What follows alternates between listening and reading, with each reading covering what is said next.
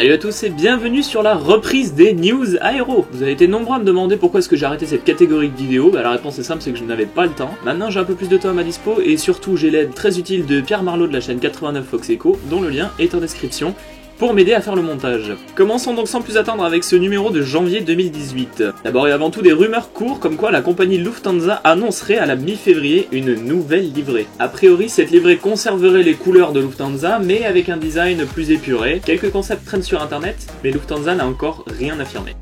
Direction l'Amérique du Nord, avec le rachat débuté en décembre de Virgin America par Alaska Airlines pour 2,6 milliards de dollars. C'est en janvier que s'est terminée la transaction, plus précisément le 11.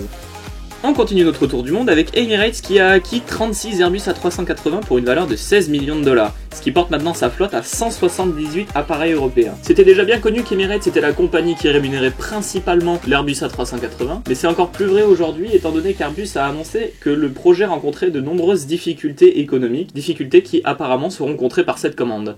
Passons à présent aux actualités des constructeurs et commençons avec Embraer qui, en 2017, a livré 101 avions commerciaux, ce qui confirme son objectif entre 97 et 102 livraisons. Toutefois, le Brésilien affiche une baisse de 6,5% par rapport à ses résultats de 2016, 108 avions livrés, pour une raison simple, c'est qu'ils sont en train de travailler sur la nouvelle série des E2Jet.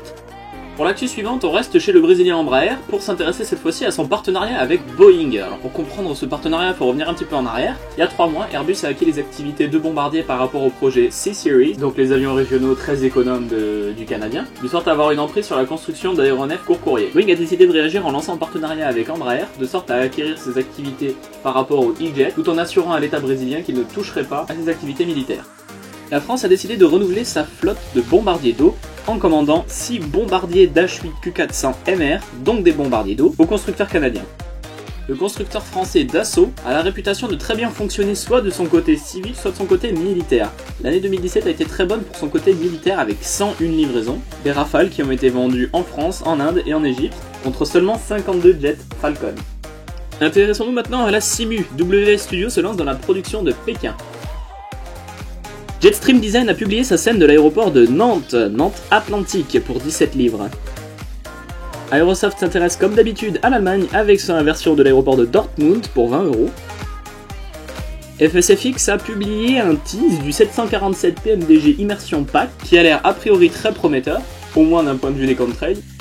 Captain Sim a publié sa version 3 du 757 pour 75 $, qui est une version améliorée pour P3D V4. Elles ne sont pas encore sorties mais on peut prévoir d'ici peu les expansions pour le 757 Rolls-Royce, le 757-300 et le 757F, le cargo. Enfin la dernière news, et ce qui est probablement le plus intéressant ce mois-ci, Rex, le texturiste on peut dire, a publié Skyforce 3D, qui est un générateur de textures et de nuages, même tout simplement volumétrique, et qui a priori a l'air très prometteur. On va enfin pouvoir avoir des QNIMB dans FSX. Passons aux faits divers et commençons avec le fait qu'il n'y a eu aucun décès en avion de ligne dans toute l'année 2017. C'est la première fois qu'une année se termine sans décès en aviation commerciale. C'est une première, mais étant donné l'expansion du trafic aérien commercial, on peut espérer que la sécurité elle aussi aille croissante. Le 13, un Boeing 737 de Pegasus a fait une sortie de piste en Turquie. L'appareil était sévèrement endommagé, mais heureusement il n'y a eu aucun blessé grave. Le projet de l'aéroport de Nantes Notre-Dame-des-Landes a été abandonné après avoir fait couler de l'encre pendant plusieurs années. Quel est votre avis sur cette décision? Dites-le nous en commentaire. La dernière news est probablement l'une des plus intéressantes, et que l'entreprise Ocean Infinity a décidé de reprendre les recherches pour la carcasse du vol Malaysia Airlines 370. Pour rappel, cet avion, un Boeing 777-200, n'a toujours pas été retrouvé 3 ans après sa disparition a priori au large de l'Australie.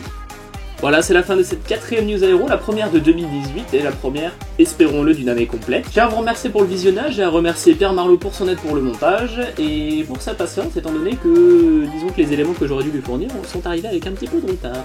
Bref, comme d'habitude, si vous avez aimé, n'hésitez pas à liker la vidéo, à la partager et n'oubliez pas de vous abonner.